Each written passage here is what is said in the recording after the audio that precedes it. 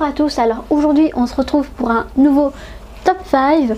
C'est le top 5 de mes châteaux japonais préférés. Vous êtes prêts? C'est parti. En numéro 5, je mettrai Morioka. Alors Morioka, en fait, c'est les ruines d'un château. Le château a été détruit, donc on ne peut visiter que la base du château. Et en fait c'est malgré tout un endroit qui m'a énormément plu. Je sais pas, quand j'y suis allée, je me suis sentie bien.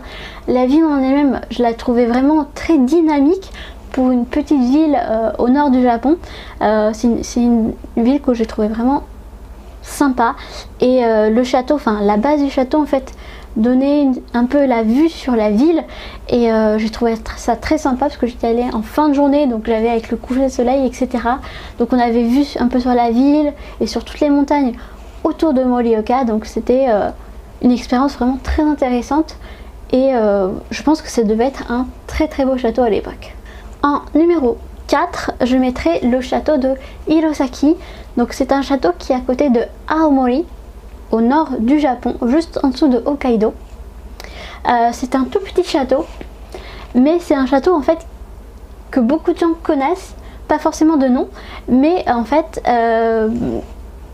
si vous voulez, quand on regarde des photos du Japon, enfin quand on cherche par exemple sur Google Japon, on tombe souvent sur un château avec un petit pont rouge en bois, et souvent avec des fleurs de cerisier, ou enfin il y a à peu près pour toutes les saisons. Et en fait ce petit château qu'on retrouve dans la plupart des images du Japon, et bien c'est ce château là, c'est le château de Hirosaki.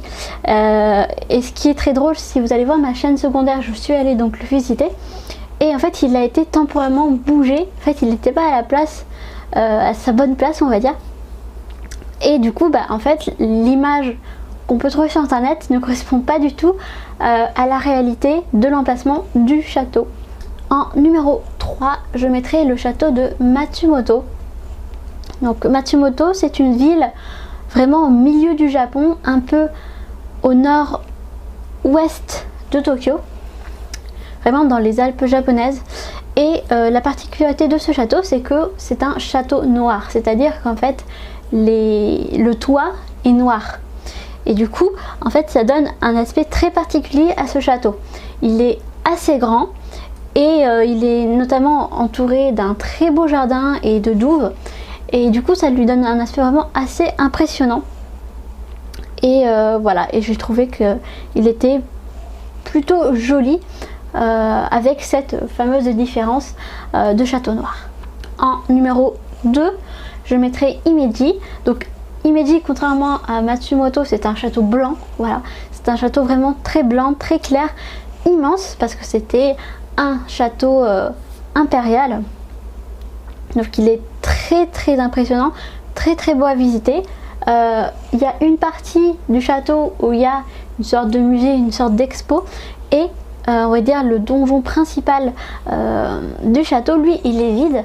Et on peut monter en haut de la tour pour pouvoir admirer l'ensemble des bâtiments et de la ville autour de Himeji. Le seul inconvénient, on va dire, de ce château, qui fait que peut-être j'en ai un petit peu moins profité que les autres, c'était qu'il y avait beaucoup de monde. Et du coup, il fallait faire la queue pour monter, il fallait faire la queue pour voir l'expo, voilà. C'était très grand, mais il y avait aussi beaucoup de monde. Mais ça reste un très beau château et quelque chose à voir.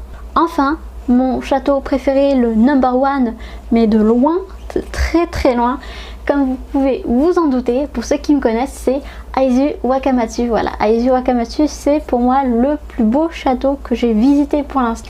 La particularité de ce château, c'est que contrairement à par exemple Himeji ou Hirosaki, c'est un château musée, c'est-à-dire qu'à l'intérieur, c'est pas un château vide en fait, contrairement à beaucoup de châteaux japonais. Et dans ce château-là, il y a une expo, il y a toute une histoire sur la préfecture de Sendai, la préfecture de Fukushima, à l'époque médiévale, à l'époque féodale du Japon, avec notamment beaucoup d'armures de samouraï, de casques de samouraï, dont le casque de mon samouraï, enfin de mon daimyo préféré.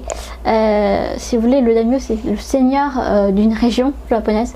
Donc je vous ferai une vidéo sur ce samouraï en particulier parce que c'est un samouraï que j'aime beaucoup.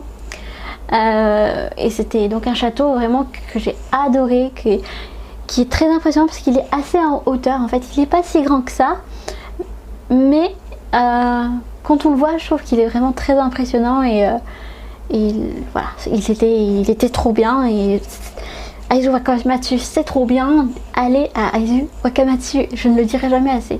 Voilà, ce top 5 des châteaux japonais est terminé. Si ça vous a plu, n'hésitez pas à le mettre en commentaire. Si vous avez visité d'autres châteaux ou si vous me conseillez d'aller visiter d'autres châteaux, n'hésitez pas à le mettre en commentaire. Et puis on se retrouve très vite pour de nouvelles aventures au Japon et d'autres top 5. À bientôt.